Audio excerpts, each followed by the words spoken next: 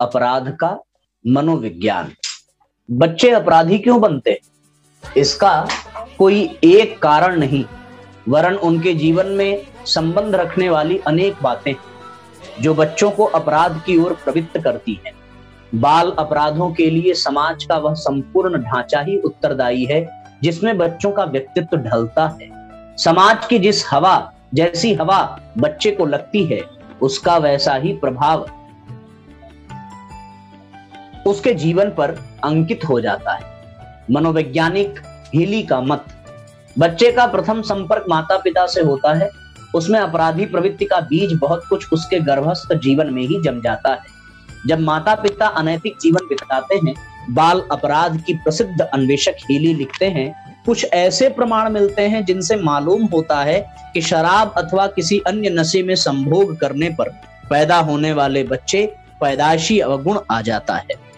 जैसे शरीरगत दोष, कोढ़, क्षय आदि बीमारियां वंश परंपरागत चलती हैं, उसी तरह बच्चों के मानसिक संस्थान की बनावट में भी वंशानुक्रम का बहुत कुछ हाथ होता है। हीली ने 1000 बाल अपराधियों पर प्रयोग करके यह निष्कर्ष निकाला कि 56% अपराधी वंश परंपरागत थे। उन्होंने आगे लिखा है कि गर्भकाल में मां का जैसा जीवन क्रम मनोभाव होता है, उसकी सूक्ष्म छाप बच्चे पर अवश्य पड़ती है। यही कारण है कि गर्भकाल के जिन स्त्रियों में उत्तेजना, क्रोध के आवेश अधिक आते हैं, उनके बच्चों का स्वभाव भी उत्तेजक, क्रोधी बन जाता है। इसमें कोई संदेह नहीं कि बहुत से बच्चों के अपराधी जीवन के पीछे उनके माँ बाप का चरित्र मुख्य होता है। पैदा होने के बाद घर वालों के व्यवहार पर बच्चों का जीवन बहुत कुछ निर्भर करता है। कई बार वे अपने अभिभावक, माता पिता, अध्यापक आदि के कठोर व्यवहार के कारण अपराधी बन जाते हैं। ऐसे स्थिति में दूसरों को तंग करने में, परेशान करने में उन्हें प्रसन्नता होने लगती है। वे अपने से बड़ों की आज्ञा का उल्लंघन करके, उनकी इच्छा के विरुद्ध आचरण करके उन्हें तंग करने में गर्व अनुभव करते हैं, जो आगे चलकर उनकी आदत में आ जाता है। यही बच्चे अपने छोटे भाई बहन या दूसरे बच्चों को मारने पीटने में संतोष अनुभव करते हैं। बच्चों को सख्ती से दबाने पर या उनकी आलोचना करने पर वे बुराई के प्रति अधिक आग्रही बन जाते हैं।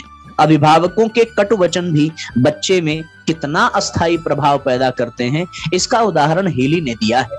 उन्होंने 11-12 वर्ष के बहुत ही सच्चरित्र बच्चे का जिक्र किया है, जो अपने माता पिता के एक ही वाक्य से बिल्कुल बदल गया। शाम को पिता घर पर आया। उसका स्वभाव काफी चिड़चिड़ा हो रहा था। उसने देखा बच्चा पढ़ने के समय आराम कर रहा है। पूछने पर दूसरे लड़के ने बताया उसकी तबीयत खराब है, इसलिए आराम कर रहा है। पिता ने गुस्से में कहा, झूठ बोल रहा है। बस इस बात की प्रतिक्रिया बच्चे पर ऐसी हुई कि उस दिन से उसका जीवन ही बदल गया। उसने कहा, मैं बहानेबाज हूं, झूठा हूं, अब ऐसा ही करूंगा। वह अकर्मण्य आलसी बन गया। सारे दिन ताश खेलने लगा, पढ़ना लिखना सब छोड़ दिया। हीली ने एक अन्य उदाहरण में बताया है कि पिता द्वारा पीटकर घर से बाहर निकाल दिए गए एक बच्चे ने आवारा जीवन बिताना शुरू कर दिया। यह विचारणीय है कि उसे दूसरों को पीटने में, अपमानित करने में अधिक आनंद आता था। किसी भी तरह से दुर्बल माँ बाप जो अपने बच्चों पर भली प्रकार नियंत्रण नहीं कर पाते हैं, उनके बच्चे बिगड़ जाते हैं।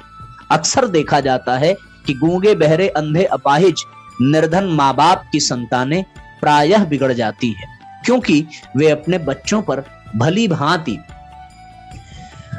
नियंत्रण और उनका संरक्षण नहीं कर पाते। जो माँ बाप दिन भर अपने काम धंधे में ही उलझे रहते हैं, बच्चों के जीवन में कोई दिलचस्पी नहीं रखते, उनके बच्चे बहुधा पथभ्रष्ट हो जाते हैं, क्योंकि बच्चों में उछल कूद की प्रवृत्ति होती है। जब उन्हें सही दिशा नहीं मिलती तो वे गलत दिशा में प्रवृत्त हो जाते हैं।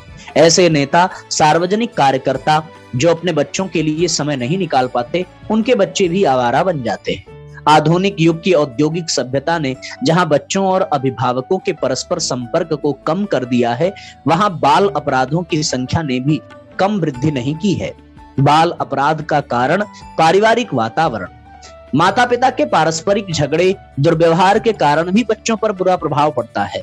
माँ बाप का कलहपूर्ण जीवन, चारित्रिक दोष बच्चों को अपराधी बनाने के प्रमुख कारण हैं। पारिवारिक उथल पुथल, कलह, दुर्व्यवहार आदि बच्चों के मानस संस्थान पर बुरा प्रभाव डालते हैं और वे गलत मार्ग अपनाते हैं। जिस परिवार के लोग एक स्थान छोड़कर दूसरा स्थान, एक घर छोड़कर दूसरा घर बदलते रहते हैं, उनके बच्चों पर बुरा प्रभाव पड़ता है। उनके जीवन में अस्थिरता आ जाती है। दूसरों के प्रति ममता, मित्रता एवं अपनेपन की भावना नष्ट एवं शिथिल हो जाती है। उनमें एकाकीपन, स्वार्थपरता और उदासीनता की वृत्तियां उभर आती हैं। बहुत से बच्चे निराश होकर तब अपराधी बन जाते हैं जब उनकी अपनी सीमा से बढ़ी हुई महत्वाकांक्षाएं पूरी नहीं होती। प्यार के स्थान पर बच्चों को फटकारना, स्वयं बच्चों के जीवन में दिलचस्पी न लेकर उसे दूसरों पर छोड़ देना, अभिभावकों द्वारा उनके प्रति मनोरंजन, स्नेह का अभाव होना, ऐसी कई बातें हैं जिनसे वे अपराधी प्रवृत्तियों में लग जाते हैं। घर ही बच्चे की प्रथम पाठशाला है और घर के सदस्यों को व्यवहार ही उसका पाठ्यक्रम है। परिवार में जैसी प्रेरणाएं बच्चे को मिलती हैं, वैसा ही वह बन जाता है। बच्चों को बुराई की ओर प्रवृत्त करने तथा अपराधी जीवन बिताने के लिए बुरे साथी और कई सामाजिक बुराइयां भी कम उत्तरदायी नहीं हैं। स्मरण रहे कि बच्चों को गड्ढे में गिराने वाले, पतित करने वाले, अपराधी बनाने वाले सर्वप्रथम बुरा साथ ही मुख्य होता है।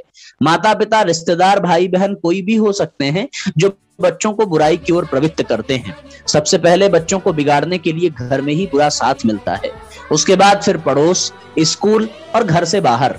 स्मरण रहे कि कई बुरी आदतों, काम, वासना संबंधी बुराइयों का प्रारंभ प्रायः बुरे साथ से ही होता है। अभिभावकों को इतना तक ध्यान नहीं रहता कि उनके बच्चे किनके साथ उठ बैठ रहे हैं, किनके साथ खेलते हैं। कितना भी होनहार बालक क्यों न हो, बुरे संग में पड़कर वह भी पतित हो जाता है। बच्चों का ग्रहणशील किंतु विवेकहीन मस्तिष्क शीघ्र ही बुराइयों की ओर आकर्षित हो जाता है। बच्चों में बुराइयों की जड़ अधिकतर बुरे साथियों से ही जमती है। टीवी, सिनेमा, इंटरनेट की भूमिका। बच्चों को बिगाड़ने में कई सामाजिक बुराइयों का भी काफी महत्व होता है। इनमें गंदे सिनेमा, दूषित अश्लील साहित्य, गलत सामाजिक मान्यताएं, परंपराएं आदि मुख्य हैं।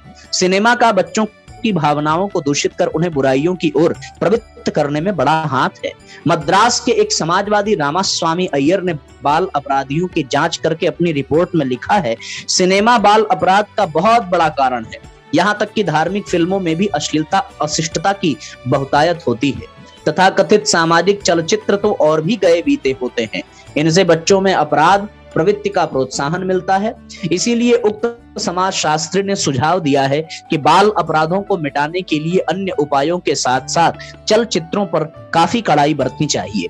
ऐसी फिल्में जिनमें वासनात्मक प्रेम, अश्लील अर्धनग्न भड़कीली वेशभूषा, हाव भाव, तड़क भड़क की प्रधानता होती है, बच्चे के कोमल मस्तिष्क पर बुरा प्रभाव डालती है। बच्चे भी वैसा ही करने लगते हैं और इस अभ्यास में उन्हें अपराधी जीवन का मार्ग अपनाना पड़ता है। इसमें कोई संदेह नहीं कि अधिकांश फिल्मों का प्रभाव बच्चों में वासनामय जीवन का सूत्रपात करता है। बड़ा अद्भुत अध्याय है साथियों। कहानियां, भद्दी तस्वीरें बच्चों के अपराध प्रवृत्तियों को जगाते हैं, बुद्धि तथा चरित्र को भ्रष्ट करते हैं।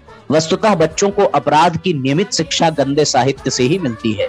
ब्रिटेन के अपराध शास्त्रियों ने कुछ दिनों पहले बाल अपराध के कारणों पर प्रकाश डालते हुए बताया है, सिनेमा में दिखाई जाने वाली हिंसात्मक, कर, क्रूर, अश्लील घटनाएं बच्चों को अपराधी बनाने के लिए बहुत कुछ उत्तरदायी हैं। समाज का विकृत दृष्टिकोण, हमारे समाज का संकीर्ण दृष्टिकोण जिसके अनुसार कोई बच्चा तनिक सी गलती कर बैठे तो फिर उसे बुरा मान लिया जाता है, उसके प्रति बुरी धारणा बना ली जाती है और बात बात में उसे अपमानित किया जाता है।